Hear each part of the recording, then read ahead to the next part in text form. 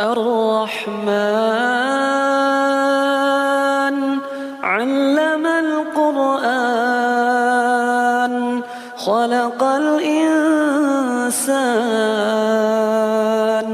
علمه البيان الشمس والقمر بحسبان والنجم والشجر يسجدان والسماء رفعها ووضع الميزان ألا تطغوا في الميزان وأقيموا الوزن بالقسط ولا تخسروا الميزان والأرض وضعها للأنام فيها فاكهة